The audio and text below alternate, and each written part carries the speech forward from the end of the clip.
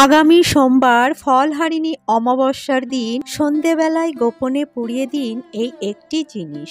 আপনার বাড়ির সমস্ত বাস্তুদোষ দূর হবে, পরিবারের রোগ জ্বালা যন্ত্রণা দূর হবে, বাড়ির নেতিবাচক শক্তি দূর হয়ে শুভ শক্তির আগমন ঘটবে। ফলে বাড়িতে সুখ, শান্তি ও সমৃদ্ধির বৃদ্ধি হবে এবং প্রচুর অর্থ উন্নতির বৃদ্ধি হবে। মা কালী এবং মা লক্ষ্মীর কৃপা ও আশীর্বাদ বজায় থাকবে সদা সর্বদা। নমস্কার বন্ধুরা, রিঙ্কু রায় ব্লগ চ্যানেলে আপনাদের সবাইকে অনেক অনেক স্বাগত।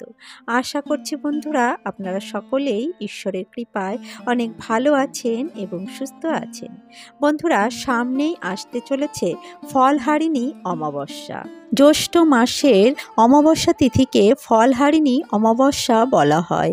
মানা হয়ে থাকে যে ফলহারিণী অমাবস্যা বছরের 3টি গুরুত্বপূর্ণ অমাবস্যার মধ্যে একটি খুবই গুরুত্বপূর্ণ অমাবস্যা। এই অমাবস্যা অত্যন্ত গুরুত্বপূর্ণ এবং মহত্বপূর্ণ। এই দিনে অর্থাৎ এই অমাবস্যার দিনে প্রত্যেকটি শক্তিপীঠে মা আদ্যাশক্তি মায়ের বিশেষ পুজো অর্চনা করা হয়ে থাকে। ফলে এই দিনে প্রত্যেকটি মায়ের মন্দিরে ভক্তদের প্রচুর ভিড় লক্ষ্য করা যায়। দূর দূরান্ত থেকে ভক্তরা এসে মায়ের মন্দিরে ভিড় জমান মায়ের আশীর্বাদ পাবার আশায় এবং মায়ের কাছে প্রার্থনা করেন মনস্কামনা পূরণের আশায়। কারণ এই অমাবস্যা তিথিটি মনস্কামনা পূরণের অমাবস্যা।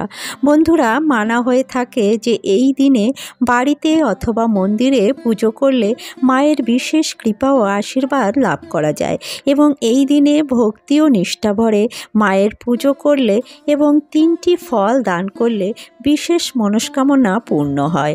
মা সেই ভক্তের সকল মনস্কামনা পূর্ণ করেন। ফলহারিণী অমাবস্যা হলো কর্মফলের অমাবস্যা এবং মনস্কামনা পূরণের অমাবস্যা। এই দিনে ভক্তি ও শ্রদ্ধা ভরে কিছু কাজ বা উপায় করলে তা শুভ ফল পাওয়া যায় এবং পরিবারে সুখ, শান্তি ও সমৃদ্ধির বৃদ্ধি হয়। পরিবারের সদস্যদের মধ্যে রোগ জ্বালা যন্ত্রণা দূর হয়, অশান্তি কলহ দূর হয়। মা কালী ও মা লক্ষ্মী সহ সকল দেবদেবীর কৃপা ও আশীর্বাদ লাভ করা যায়। বন্ধুরা, আজকের ভিডিওতে আমি আপনাদের জানাবো ফলহারিণী অমাবস্যা কবে পড়েছে, অমাবস্যা তিথির পূর্ণাঙ্গ সময়সূচি, এই ফলহারিণী অমাবস্যার দিন কোন 3টি ফল দান করলে মনস্কামনা পূর্ণ হয় এবং এই অমাবস্যার দিন নিজের ভালো ও পরিবারের মঙ্গলের জন্য বাড়িতে সন্ধেবেলায় কোন উপায়টি করলে বাড়ির সমস্ত বাস্তুদোষ দূর হবে, বাড়ির নেগেটিভ শক্তি দূর হবে এবং বাড়িতে অর্থ উন্নতির পথ প্রশস্ত হবে। এ বিষয়ে বিস্তারিত জানাবো আজকের ভিডিওটির মাধ্যমে। তাই আজকের ভিডিওটি খুবই গুরুত্বপূর্ণ হতে চলেছে। আমার সকল শ্রোতা বন্ধুদের কাছে বিশেষ অনুরোধ, ভিডিওটি প্রথম থেকে শেষ পর্যন্ত সম্পূর্ণরূপে মনোযোগ সহকারে শ্রবণ করবেন এবং ভালো লাগলে লাইক, শেয়ার, কমেন্ট করবেন আর চ্যানেলে নতুন হয়ে থাকলে চ্যানেলটি সাবস্ক্রাইব করে আমার পাশে থাকবেন। তো চলুন বন্ধুরা, ভিডিওর মূল পর্বে যাওয়া যাক। প্রথমেই জেনে নেব ফলহারিণী অমাবস্যা কবে পড়েছে, অর্থাৎ ফলহারিণী অমাবস্যার পূর্ণাঙ্গ সময়সূচি।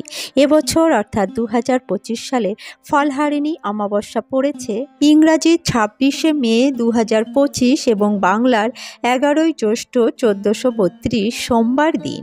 ফলহারিণী অমাবস্যায় অমাবস্যা তিথি শুরু হবে ইংরাজির 26শে মে 2025 এবং বাংলার 11ই জ্যৈষ্ঠ 1432 সোমবার সকাল 11টা 9 থেকে এবং অমাবস্যা তিথি সমাপ্ত হবে ইংরাজির 27শে মে 2025 এবং বাংলার 12ই জ্যৈষ্ঠ 1432 মঙ্গলবার রাত 8টা 46 বন্ধুরা, চলুন এবার জেনে নেওয়া যাক ফলহারিণী অমাবস্যার দিন সন্ধেবেলায় বাড়ির বাস্তুদোষ দূর করতে ও নেগেটিভ শক্তি দূর করতে কোন উপায়টি করবেন। জানেন কি যে বাড়ির বাড়িতে প্রচুর পরিমাণে বাস্তুদোষ থাকে সেই বাড়িতে মা লক্ষ্মী কখনোই থাকেন না এবং সেই গৃহে কখনোই অর্থ উন্নতি হয় না। সর্বক্ষণ বাড়িতে অশান্তি কলহ লেগে থাকে, পরিবারে সুখ শান্তি নষ্ট হয়।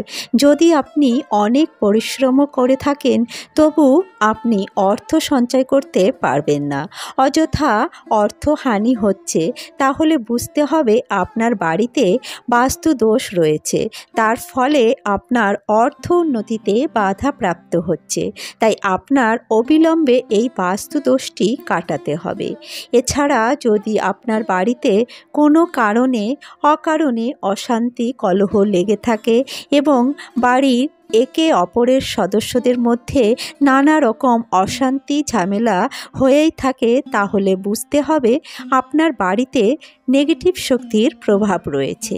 তাই বাড়িতে সুখ শান্তি ও অর্থ উন্নতির জন্য এই দোষগুলি অবশ্যই কাটাতে হবে। তার জন্য আপনাকে করতে হবে এই উপায়টি। এই উপায়টি করতে হবে পূর্ণ অমাবস্যা তিথিতে। যেহেতু অমাবস্যা তিথি সোমবার সকাল 11:09 থেকে শুরু হচ্ছে এবং থাকছে মঙ্গলবার রাত 8:46 পর্যন্ত, তাই সোমবার ও মঙ্গলবার এই 2 দিনেই আপনারা এই কাজটি করতে পারবেন। বন্ধুরা, এই উপায়টি করতে সর্বপ্রথম যে জিনিসটি লাগবে তা হলো বেজোড় সংখ্যার নিখুঁত তেজপাতা। আপনারা 5টি 7টি অথবা 11টি নিখুঁত তেজপাতা নেবেন। এই তেজপাতার মধ্যে রয়েছে বিশেষ গুণাগুণ। প্রাচীনকাল থেকেই অ্যারোমা থেরাপির বিভিন্ন প্রকার বাস্তু ও তন্ত্রশাস্ত্রে তেজপাতার ব্যবহার লক্ষ্য করা যায়। প্রাচীন ভারতীয় অ্যারোমা থেরাপি অনুসারে মানা হয়ে থাকে যে তেজপাতার সুগন্ধ ও শরীর ও মন এবং বাড়ির পরিবেশকে ভালো রাখে। এছাড়া তেজপাতা বাড়ির বাস্তুদোষ দূর করতে সাহায্য করে এবং বাড়ির নেতিবাচক শক্তির প্রভাব দূর করতে সাহায্য করে। তাই তেজপাতার রয়েছে বিশেষ গুরুত্ব এবং বিশেষ গুণ। বন্ধুরা, এরপর আমাদের নিতে হবে 5টি ফুল বিশিষ্ট লবঙ্গ। হিন্দু ধর্মে বিভিন্ন পূজা অর্চনায় লবঙ্গের বিশেষ প্রয়োগ লক্ষ্য করা যায়। এছাড়া জ্যোতিষশাস্ত্র এবং তন্ত্রশাস্ত্রে লবঙ্গের ব্যবহার লক্ষ্য করা যায়। জ্যোতিষশাস্ত্রে অর্থ উন্নতির জন্য লবঙ্গের ব্যবহার অত্যন্ত কার্যকরী এবং ফলপ্রদায়ী। তাই এই উপায়টির জন্য আপনাদের নিতে হবে 5টি লবঙ্গ এবং এর সাথে নিতে হবে 3টি কর্পূর। বন্ধুরা, কর্পূর ঘরের পরিবেশকে শুদ্ধ রাখে, ঘরের বাতাবরণকে শুদ্ধ রাখে এবং নেতিবাচক শক্তির প্রভাব দূর করে। তাই এই 3টি জিনিসের সমন্বয় আমাদের করতে হবে এই উপায়টি। বন্ধুরা, হিন্দু ধর্মে প্রতিটি অমাবস্যা তিথিতে মা কালীর বিশেষ রূপের পুজো করা হয়। জ্যৈষ্ঠ মাসের এই অমাবস্যা তিথিতে ফলহারিণী কালী পুজো করা হয়। এই দিনে মায়ের নামে আপনি যে কোনো মন্দিরে পুজো দিতে পারেন অথবা বাড়িতেও পুজো করতে পারেন। এতে আপনার সর্বাত্ম মঙ্গল হবে এবং মা কালীর বিশেষ কৃপা ও আশীর্বাদ লাভ করতে পারবেন। এই জ্যৈষ্ঠ মাসের ফলহারিণী অমাবস্যাটি বিশেষ গুরুত্বপূর্ণ। এটি কর্মফল লাভের বা মনস্কামনা পূরণের অমাবস্যা হিসেবে পরিচিত। তাই এই দিনে মায়ের নামে পুজো করলে আপনার বিশেষ মনস্কামনাটি পূর্ণ হতে পারে।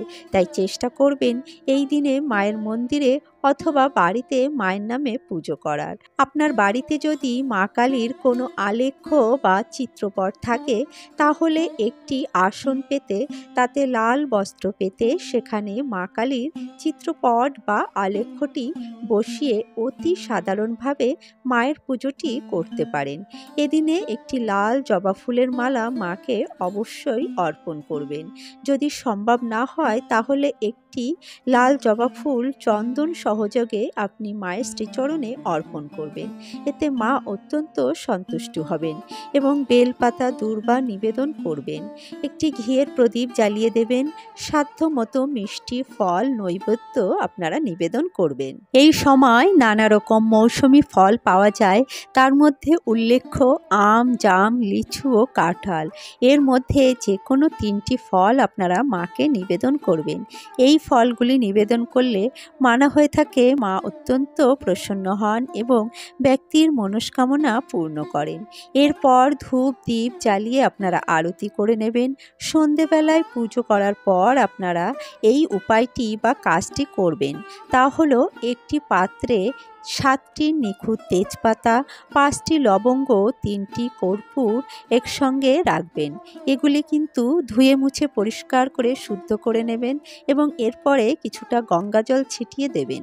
তারপরে এই পাত্রটি আপনারা মায়ের শ্রীচরণে নিবেদন করবেন। ওম ক্রিং কালিকায় নমঃ 11 বার বলবেন এবং এই পাত্রটি মায়ের শ্রীচরণে রেখে দেবেন। এরপর আপনি আপনার মনস্কামনা বা আপনার সমস্যার কথা মাকে জানিয়ে পাত্রটি মায়ের কাছে রেখে দেবেন। পুজো শেষে যখন সন্ধেবেলায় ধুনো দেখাবেন তখন ধুনোচির মধ্যে এই সামগ্রীগুলি দিয়ে ধুনোচিটি ধরিয়ে দেবেন। অর্থাৎ ধুনোচির মধ্যে কিছুটা নারকেল ছোবড়া দেবেন আর এই সামগ্রীগুলি অর্থাৎ 7টি তেজপাতা, 5টি লবঙ্গ ও 3টি কর্পূর ও কিছুটা ধুনো দিয়ে আপনারা ধুনোচিটি ধরিয়ে দেবেন। এরপরে মাকে আরতি করে নেবেন। ঠাকুর ঘরে সুন্দর করে ধুনো দেখিয়ে তারপর আপনারা আপনার বাড়ির প্রত্যেকটি ঘরের ভিতরে সুন্দর করে ঘুরিয়ে ঘুরিয়ে সেই ধুনো দেখাবেন। যেমন শোবার ঘর, বসার ঘর, রান্নাঘর, তুলসীতলা, ঘরের মুখ্য দরজার সামনে প্রত্যেকটি জায়গায় ভালো করে ধুনো দেখাবেন। এইভাবে 7 দিন আপনারা এই কার্যটি করলে আপনার বাড়ির সমস্ত বাস্তু দোষ দূর হবে, নেগেটিভ শক্তির প্রভাব কমবে এবং বাড়িতে অর্থ উন্নতির পথ প্রশস্ত হবে। মা কালী ও মা লক্ষ্মীর কৃপা ও আশীর্বাদ বজায় থাকবে সদা সর্বদা। বন্ধুরা, আজকের ভিডিওটি এখানেই শেষ করছি। আশা করছি ভিডিওটি আপনাদের সমৃদ্ধ করেছে। ভিডিওটি ভালো লাগলে অবশ্যই একটি লাইক করবেন এবং অন্যান্য বন্ধুদের সাথে ভিডিওটি শেয়ার করবেন। মা লক্ষ্মী এবং মা কালীর ভক্ত হয়ে থাকলে জয় মা লক্ষ্মী এবং জয় মা কালী লিখে একটি কমেন্ট করবেন। চ্যানেলে নতুন হয়ে থাকলে চ্যানেলটি সাবস্ক্রাইব করে পাশে থাকবেন এবং পাশে থাকা বেল আইকনটি প্রেস করে রাখবেন। তাহলে আমার প্রতিদিনের নিত্য নতুন ভিডিওগুলির নোটিফিকেশন আপনারা পেয়ে যাবেন। বন্ধুরা, ভিডিওটি সম্পূর্ণ দেখার জন্য আপনাদের অসংখ্য ধন্যবাদ। আসছি পরবর্তী একটি নতুন ভিডিও নিয়ে। ততক্ষণে আপনারা ভালো থাকবেন, সুস্থ থাকবেন।